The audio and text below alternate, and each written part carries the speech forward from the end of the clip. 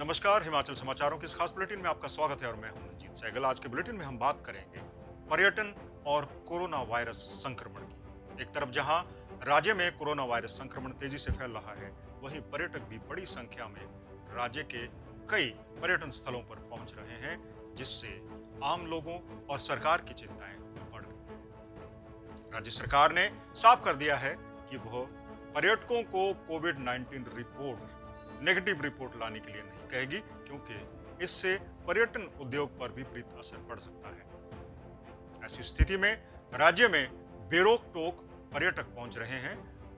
पर्यटकों को लेकर हिमाचल प्रदेश के मुख्यमंत्री जयराम ठाकुर ने साफ कर दिया है कि राज्य में जो भी पर्यटक आएगा उसे सोशल डिस्टेंसिंग और कोविड नॉर्म्स का पालन करना होगा।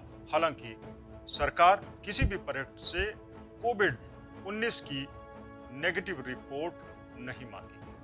उनका मानना है कि अगर सरकार कोविड-19 की नेगेटिव रिपोर्ट की मांग करती है तो इससे राज्य का पर्यटन उद्योग प्रभावित होगा, क्योंकि पिछले साल राज्य में पर्यटन उद्योग चौपट हो गया था। एक तरफ जहां राज्य में पर्यटकों की आमद तेजी से बढ़ी है, वहीं कोरोना संक्रमण के मामले भी लगातार उछाल खा रहे हैं। शनिवार की बात करें तो राज्य की राजधानी शिमला में होटल ऑक्यूपेंसी 80 से 90% दर्ज की गई। होटल पैक है, पार्किंग पैक है और पार्किंग में जगह न मिली तो पर्यटक इधर उधर अपने वाहन खड़े कर रहे हैं, माल रोड पर घूम रहे हैं और कई लोग बिना मास्क के। 45 से ज्यादा लोगों का चालान राजधानी शिमला के दिल कहे जाने वाले रिज पर किए गए। हालांकि राज्य के कई बैरियर्स पर या कई प्रवेश द्वारों पर अब पुलिस सख्ती दिखा रही है और जो लोग बिना मास्क के घूम रहे हैं उनके चालान काट। पर्यटकों से कोविड-19 की नेगेटिव रिपोर्ट न मांगना राज्य सरकार की मजबूरी हो सकती है, क्योंकि पर्यटन उद्योग को लाले पड़े हुए हैं। पिछले एक साल से पर्यटकों की बहुत कम आमद थी, लेकिन जैसे ही राज्य ने अपने प्रवेश द्वार खोले हैं, पर्यटक बड़ी संख्या में हिमाचल के कई पर्यटन स्थलों पर पहुंच रहे हैं।